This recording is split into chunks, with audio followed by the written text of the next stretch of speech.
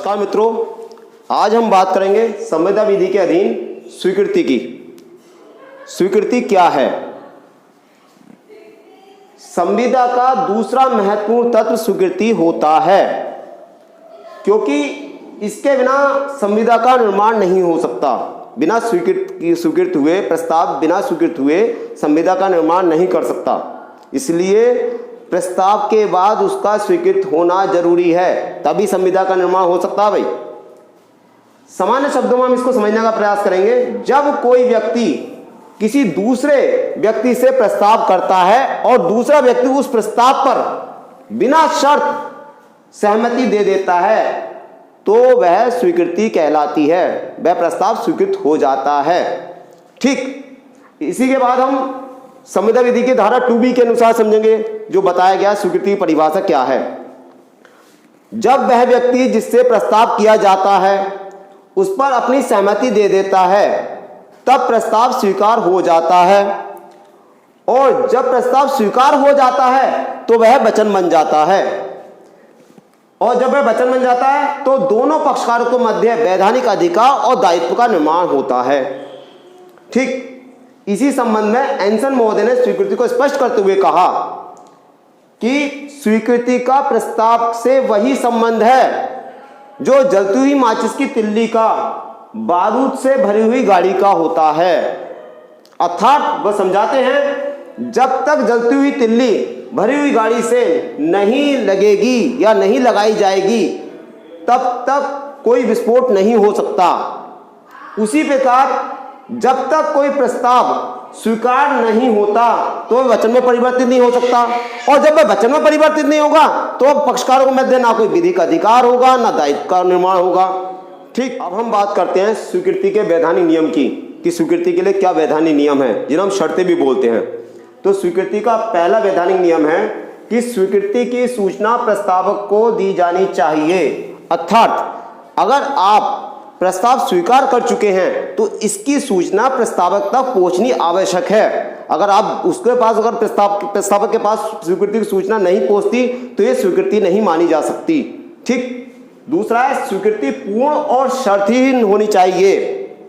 इसका तात्पर्य है कि अगर कोई स्वीकृति आप स्वीकार कर रहे हैं, किसी प्रस्ताव पर अपनी सहमति दे रहे हैं, तो वो बिना दबाव और बिना शर्त के होनी चाहिए। ना तो आप कोई दबाव में दें और ना ही कोई शर्त लगा के दें, वो शर्त ही होनी चाहिए स्वीकृति। तीसरा है स्वीकृति की सूचना युक्त समय में दी जानी चाहिए। अर्थात जब आपसे कोई प्रस्ताव किया जाता है तो उसकी सूचना युक्त समय में दे दें। यानी कि ये नहीं कि आप प्रस्ताव आपके पास आ चुका है, आपके संज्ञान में आ गया है और आप उसको भूल गए और फिर 1 महीने बाद या काफी समय बाद उसकी स्वीकृति की सूचना देते हैं। ना ना ना ना, युक्त समय के इसके कोई पैमाना निर्धारित नहीं किया गया है, पर युक्त जैसे कि आज आपके पास प्रस्ताव आया है तो 1 या 2 दिन के अंदर अंदर आप उसकी स्वीकृति की सूचना दे दें। चौथा है स्वीकृति की सूचना सही रीति से दी जानी चाहिए। यस, आप जब प्रस्ताव स्वीकार कर लेते हैं तो उसकी सूचना सही साधन के माध्यम से दें। ऐसा नहीं कि आपने किसी से कह दिया कि तुम दे देना, ये कर देना। ना, आप जब प्रस्ताव आपने स्वीकार किया है तो आप ऐसे माध्यम, सहज और सरल माध्यम से, जिससे कि प्रस्तावित तक उसकी सूचना सही माध्यम से पहुंच जाए। पांचवा है सार्वजनिक प्रस्ताव की स्वीकृति देना आवश्यक नहीं है। सार्वजनिक प्रस्ताव के लिए स्वीकृति का संसूचित करना आवश्यक नहीं है। जैसे कोई व्यक्ति सार्वजनिक रूप से ये कहता है कि कोई भी लगातार 24 घंटे साइकिल चलाएगा, मैं इसको 10,000 रुपये दूंगा। यह सार्वजनिक प्रस्ताव है। तो सार्वजनिक प्रस्ताव के लिए संसूचित करना इसलिए आवश्यक नहीं कि जैसे ही आपने साइकिल चलाना शुरू करा, यह माना जाता है कि प्रस्ताव की स्वीकृति हो चुकी है और सामने वालों को इसको संसूचित करना आवश्यक नहीं माना जाता, कि उसे भी सूचना हो गई। अब हम बात करते हैं धारा 2C की, वचनदाता और वचन ग्रहीता, जिसको अंग्रेजी में प्रोमिसर और प्रोमिसी कहा जाता है। जो व्यक्ति प्रस्ताव करता है उसे वचनदाता कहते हैं, अर्थात प्रोमिसर कहते हैं, और जो व्यक्ति प्रस्ताव स्वीकार करता है तो उसे प्रोमिसी अर्थात वचन ग्रहीता कहते हैं। इसको हम एक उदाहरण के माध्यम से समझेंगे। ए बी से 1,000 रुपए में अपनी साइकिल बेचने का प्रस्ताव करता है। बी प्रस्ताव को स्वीकार कर लेता है, तो यहां ए जिसने प्रस्ताव किया था साइकिल बेचने का वह वचनदाता कहलाएगा, और बी जिसने प्रस्ताव स्वीकार किया था वह वचनग्रहीता कहलाएगा।